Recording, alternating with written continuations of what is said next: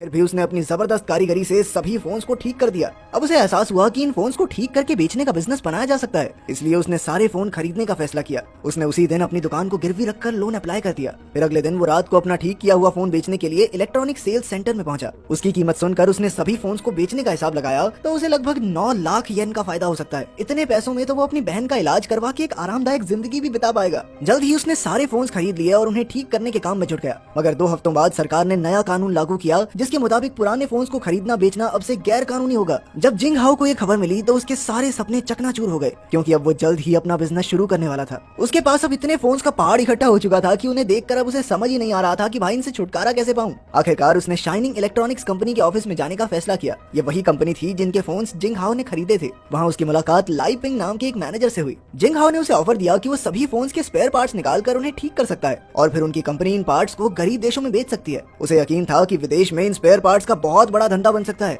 मगर लाई पिंग ने उसका ऑफर ठुकरा दिया, क्योंकि उसे लगा कि जिंग हाओ के spare parts quality control test pass नहीं कर पाएंगे। लेकिन जिंग हाओ ने वादा किया कि वो अच्छी क्वालिटी के पार्ट्स बनाकर दिखाएगा। आखिरकार लाई पिंग ने कहा कि पहले भाई थोड़े बहुत बना के दिखा, अगर बढ़िया हुए तो कंपनी डील करने को तैयार है। उस दिन से जिंग हाओ जी तोड़ मेहनत के साथ फोन्स में से छोटे छोटे पार्ट्स निकालकर उन्हें रिपेयर करने में जुट गया। ये काम बेहद पेचीदा था, मगर मेहनत और लगन से जिंग हाओ ने सभी के पार्ट्स निकालकर बिल्कुल ठीक कर दिए। इसके बाद वो इन्हें लेकर कंपनी के हेडक्वार्टर्स में पहुंचा। कंपनी वालों ने उनका टेस्ट करवाया और आखिरकार जिंग हाओ के पार्ट्स क्वालिटी टेस्ट में पास रहे। इसके बाद वो दौड़कर लाई पिंग से मिलने गया, लेकिन वो कंपनी के डायरेक्टर मिस्टर जाओ के साथ था। जिंग हाओ ने उसे क्वालिटी रिपोर्ट दिखाई, मगर लाई पिंग ने कहा कि उसने पार्ट्स खरीदने का कोई वादा किया ही नहीं था। असल में लाई पिंग ने उससे वादा ऐसे ही कर दिया था, क्योंकि अंदर ही अंदर उसे भरोसा था कि ये 20 साल का लड़का अच्छी क्वालिटी के पार्ट्स कहाँ बना पाएगा। खैर फिर जिंग हाओ दौड़कर मिस्टर जाओ के पास गया और उनसे 10 मिनट का समय मांगा, ताकि वो उन्हें अपना बिजनेस आइडिया समझा सके। मगर मिस्टर जाओ जल्दी में थे, इसलिए वो उसकी बात बिना सुने अपनी गाड़ी में बैठ गए। तब जिंग हाओ ने अपनी मोटर बाइक पर उनका पीछा किया और काफी खतरनाक रास्तों से बचते बचाते मिस्टर जाओ की ट्रेन तक पहुंच ही गया। उसने फिर से उनसे 10 मिनट का समय मांगा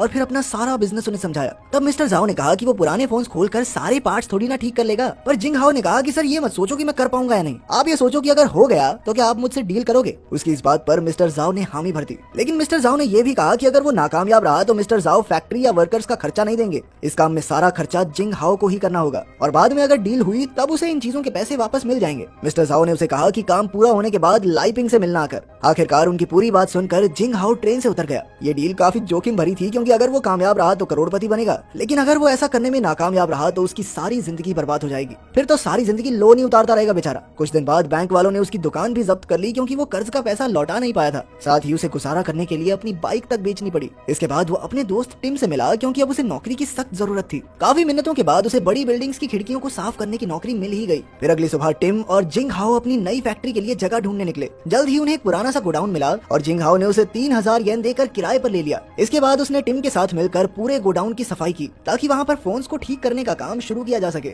आखिरकार सारा माल भी गोडाउन में पहुँच गया। अब उन्हें वर्कर्स की जरूरत थी, मगर उनके पास वर्कर्स को तनख्वाह देने के लिए पैसे ही नहीं थे। इसलिए उन्हें किसी ने सलाह दी कि उन्हें रिटायर्ड लोगों को काम पर रखना चाहिए। इसके बाद वो कॉनवॉय नाम की एक लड़की से मिले, जो पहले इलेक्ट्रॉनिक्स कंपनी में काम करती थी, लेकिन फिर एक एक्सीडेंट में उसकी सुनने की शक्ति चली गई। तब जिंग हाओ ने उसे काम पर रखा और चिल्ला चिल्ला कर उसे काम सिखाया। अगला वर्कर था जेम्स, जो पहले मैनेजर हुआ करता था, पर एक दिन उसने किसी को पकड़ के पीट दिया, जिस वजह से उसे जेल जाना पड़ा। जिंग हाओ ने उसे भी स्पेयर पार्ट्स ठीक करने का काम सिखाया। फिर उनकी अगली मुलाकात हुई हांजी नाम के एक आदमी से, जो पूरा दिन गेम्स खेलकर अपना समय बर्बाद ही करता रहता था। लेकिन अब उसे नौकरी की जरूरत थी, क्योंकि अब वो अपनी पसंदीदा औरत से शादी करने वाला था। इसके बाद टिम वृद्धाश्रम से कुछ बुढ़ों को लेकर आया, जो जिंग हाओ की मदद करना चाहते थे। हालांकि वो काफी ज्यादा बूढ़े थे, मगर जिंग हाओ को उनकी पूरी जिंदगी के काम के तजुर्बे की बहुत कद्र थी। आखिरकार जिंग हाओ ने कुछ ही दिनों में उन्हें भी तैयार कर दिया और इन्हीं वर्कर्स के साथ मिलकर उसने नाइस व्यू नाम से एक कंपनी बना दी। अब जिंग हाओ दिन भर खिड़कियां साफ करने का काम करता, ताकि वो अपना गुजारा कर सके। उधर उसकी बहन मिनी की हालत में अब भी कोई सुधार नहीं था। जिंग हाओ कैसे भी करके उसे खुश रखने की कोशिश करता था। इधर उसकी कंपनी में वर्कर्स दिन रात काम करने लगे और कुछ समय बाद हांजी ने अपनी पसंद की लड़की से शादी भी कर ली।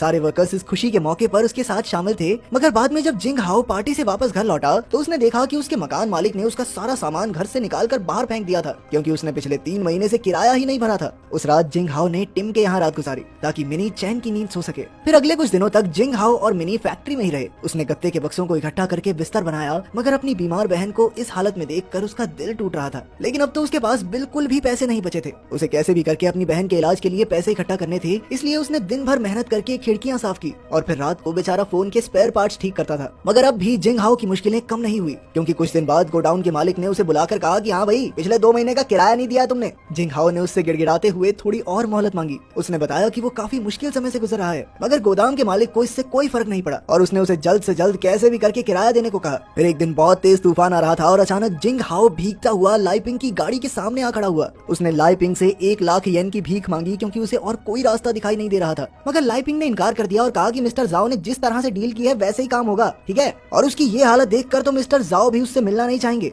ये सुनकर जिंग हाओ का दिल टूट गया। उसे कुछ समझ नहीं आ रहा था कि वो क्या करे। उसके कानों में अपनी माँ से किया हुआ आखिरी वादा गूंज रहा था कि चाहे कुछ भी हो जाए वो मिनी का ख्याल रखेगा। अगली सुबह उसे गोदाम के मालिक ने कहा कि 3 दिन के अंदर गोदाम खाली कर देना। अब तो जिंग हाओ पूरी तरह से हिम्मत हार चुका था और उसे बुरी खबर अपने वर्कर्स को भी देनी थी। अगले 2 हफ्तों में काम पूरा होने ही वाला था, मगर उसके पास काम जारी रखने के लिए कोई जगह ही नहीं थी। आखिरकार जिंग हाओ ने हार मान ली, मगर तभी उसके वर्कर्स ने कहा कि वो अपना अपना काम घर से करने को तैयार हैं। वो जिंग हाओ को इस मुसीबत से अकेले गुजरने नहीं दे सकते, क्योंकि अब वो सभी एक परिवार थे और परिवार में किसी को अकेला नहीं छोड़ा जाता। इसके बाद सभी वर्कर्स ने अपने घरों से काम किया और इधर जिंग हाओ ने भी दिन रात मेहनत की। एक रात मिनी ने उसका शुक्रिया अदा किया, क्योंकि वो जानती थी कि जिंग हाओ इतनी मेहनत उसी के लिए कर रहा है। आखिरकार डिलीवरी का दिन आ गया और उन्होंने जो स्पेयर पार्ट्स ठीक किए थे वो सब टेस्टिंग के लिए चले गए। कुछ समय बाद जिंग हाओ और उसके साथियों को कंपनी ऑफिस में मिस्टर जाओ से मिलने बुलाया गया। मिस्टर जाओ ने जिंग हाओ की मेहनत की तारीफ की और कहा कि टेस्ट में उनके स्पेयर पार्ट्स 87% क्वालिटी से पास हो गए हैं। उसके काम से खुश होकर मिस्टर जाओ ने जिंग हाओ को 2 साल का कॉन्ट्रैक्ट ऑफर दिया, जिसके बदले में उसे 50 लाख येन मिलेंगे।